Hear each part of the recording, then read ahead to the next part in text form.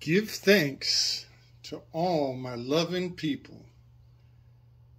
We are digging into some review work today. A lot of what I'm going to delve into here is kind of a long arching overview back through all of my videos, and I want to give some cultural segregation to the context of different ciphers.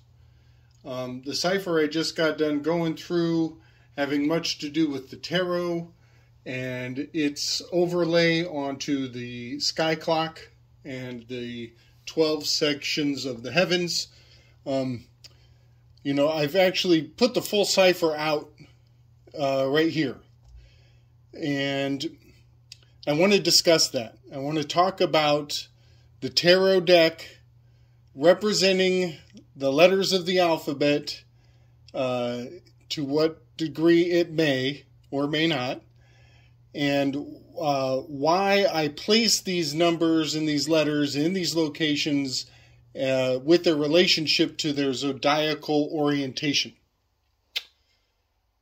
Man, that was a long sentence. So basically, I got a lot of explaining to do, is what I'm getting at. And I hope to make some sense out of where to begin with even seeing how these ciphers should start.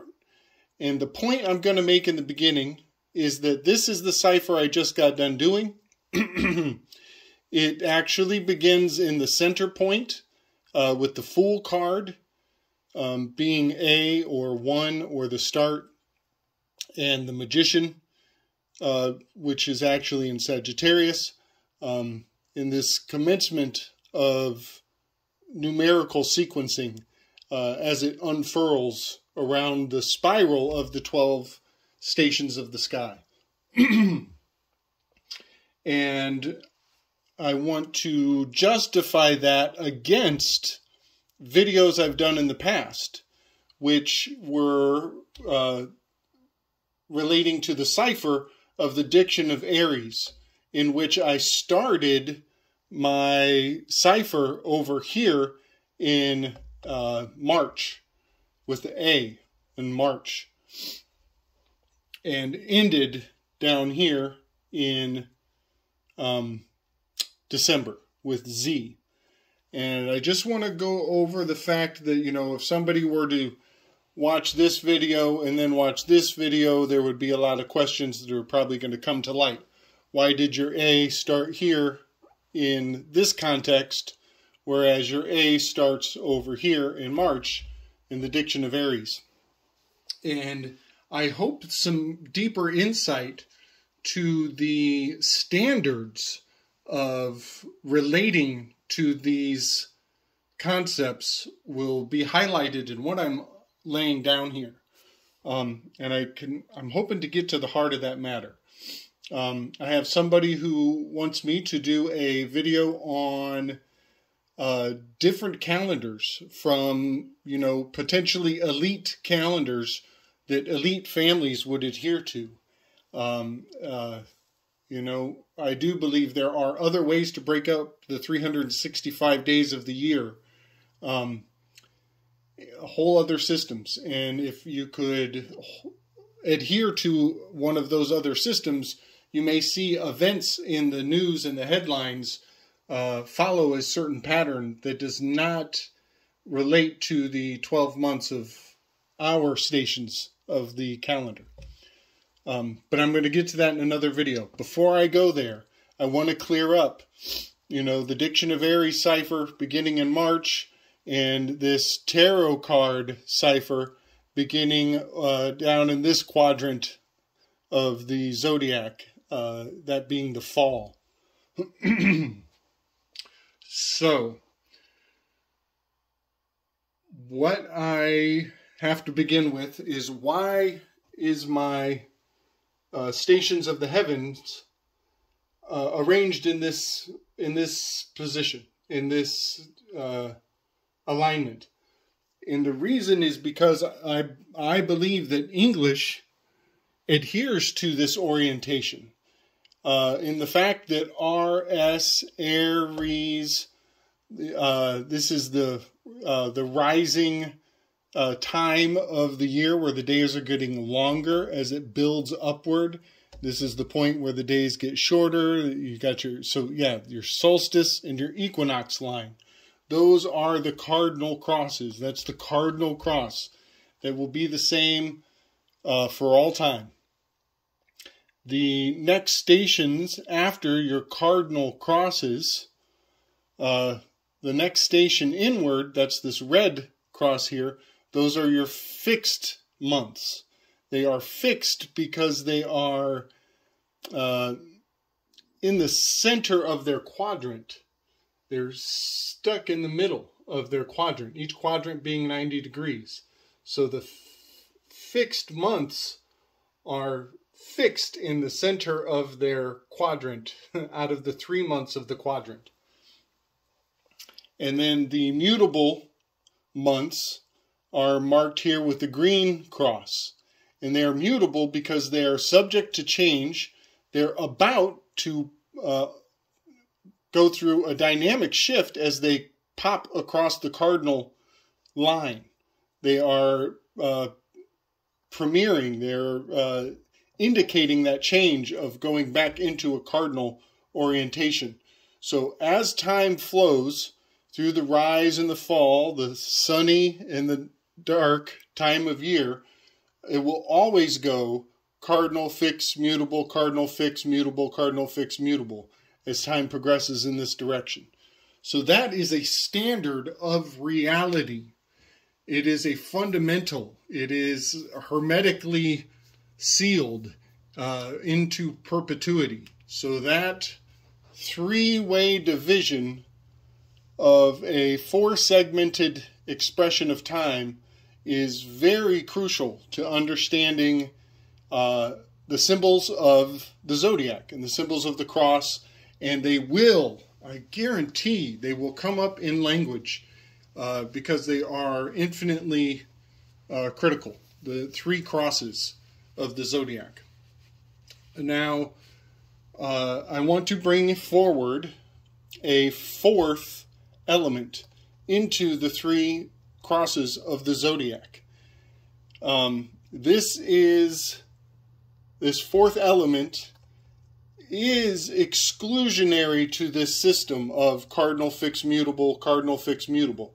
It's not included in that tripartite dynamic, but it is excluded very much for cultural reasons, on purpose, for very powerful cultural reasons.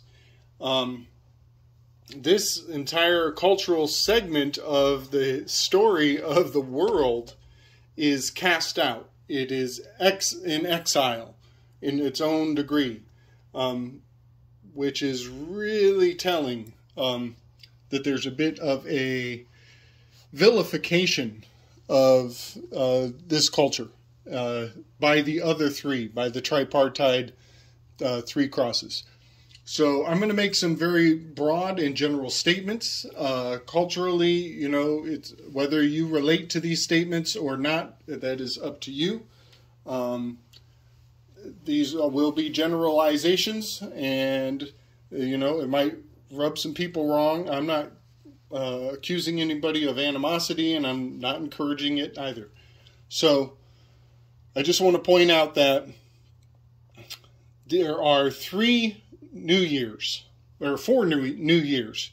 There's 5, 6, 7. There's many, many New Years. But these 3 New Years that I want to point out here distinctly correlate to the signs of fixed, cardinal, and mutable. Very, very distinctly. And when I bring in this fourth element, it will break out of that dynamic. The rock, scissors, paper, you know, the 3 fates, the alchemical wedding of the tripartite dynamic here. So in Christian faith, the fixed new year is in Aquarius, essentially. January breaks right through this little point here, and it lands in a fixed position. And so the Christian faith, their New Year is in a fixed month, down here in this bottom left quadrant. The pagan New Year is marcated by the cardinal sign of March. And so the pagan calendar gets this top left quadrant of the pi, of the Proto-Indo-European language, PIE. That's what all this recipe is adding up to. So the pagan calendar is its New Year in this quadrant up here. So I give that quadrant to the pagans and the cardinal cross. This quadrant of the year, the summer, is, so pagans get the spring, and I give the summer, which is mutable, to the Coptics and the Jewish calendar, as their New Year is celebrated here in September, in the end of the summer, right before where they go through that fall equinox there. And that September is a mutable month. It's about to break across the cardinal line. It's about to go through change. It's mutable, subject to change. They are in Virgo. Much to do with that V. Much to do with that V going on. So I give them this corner of the year, this quadrant of the 12 months of the year. So that's their section of the pie in that corner in the summer. And down here in the fall, I want to bring forth the new element, and that is the Ankh. This is the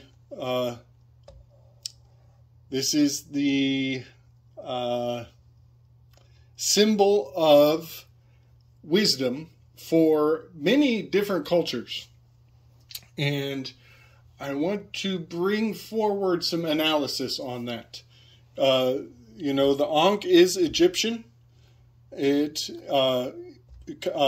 some could say that Coptic Christianity is very Egyptian-oriented. The break between these two is very nuanced. You know, even Jewish people, they were slaves of the Egyptians. Some would say Coptic is a slave Christianity, a slave's form of Christianity. And Jewish, you know, they related to the Israelites, the slaves of the Pharaoh. Now this Ankh, I also put Chinese forward. Because Egypt and China were known as the land of Ham. They were the sons of Ham. And it's very telling that the sons of Ham lived in two distinctly separated places, but some pharaohs have been proven to have very Chinese DNA and features, for that matter. So Egyptian New Year, the Chinese New Year, also the Islamic New Year, Muharram, all fall in October. And that October is essentially right in here with that, with Libra. So I want to point out this Libra being a new year for certain cultures, for the sons of Ham. It's very profound to me.